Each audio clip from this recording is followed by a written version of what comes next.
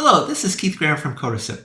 A very frustrating thing that can occur while trying to debug your code is that your code seems to be breaking at a lower part of your code than where the breakpoint is, or you try to put a breakpoint someplace and it won't stick, it won't go there. So I'm going to show you why that occurs and actually how to fix that. Now in my model here, or my Codasip Studio, I've already have entered the debugger for my add-I assembly test. I'm at the very first instruction, so I haven't executed any code yet. And if you look at my decode stage, I actually have a breakpoint for my add-I. I do know that my no-op operation is equivalent to an add-I where the output or destination register is x0. So I should go in this stage even in the very first instruction because I'm doing a forced no-op. Now I'm going to resume and go to my first breakpoint, which, if you notice, did not occur in my switch statement. I can put a breakpoint underneath it or a breakpoint above it, but I can't put one anywhere within the switch statement. The reason why this is occurring, just like in a C program, the Codal language, the processor description language, actually will optimize your code. Now, if the output or what is being assigned in the case statements is not being used anywhere in your code, it will decide, well, why are we having the switch statement? It's not used for any purpose, so we'll optimize it out.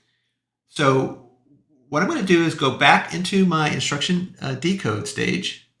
And I know exactly where that assignment normally occurs. And you can see right here, I've actually commented it out, and that's why I forced this error. So if I uncomment this out, I will end my debug session. I'm going to rebuild my CA model, which will take me about 30 seconds, and I'll be back.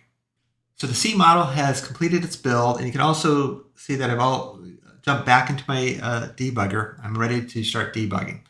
I'm going to hit resume and see where I stop. I do have those breakpoints in my decoder as I had them previously added.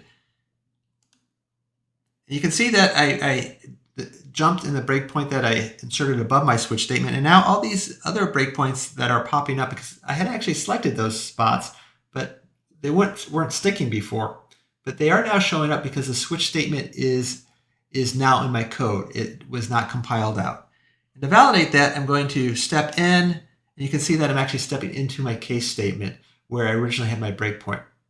So just to summarize, if you're in your debugger and you're breaking someplace after your breakpoint, or you can't assign one, it's really telling you that our compiler for our processor description language, Codal, has optimized that piece of code out. Now, the best thing to do is take a look at what that signal or register that you are assigning and find out where that is supposed to be used later in your code. Because what this is telling you, it's not being used, and therefore that code is being assigned out. Hopefully this video helps you out in working out through this issue.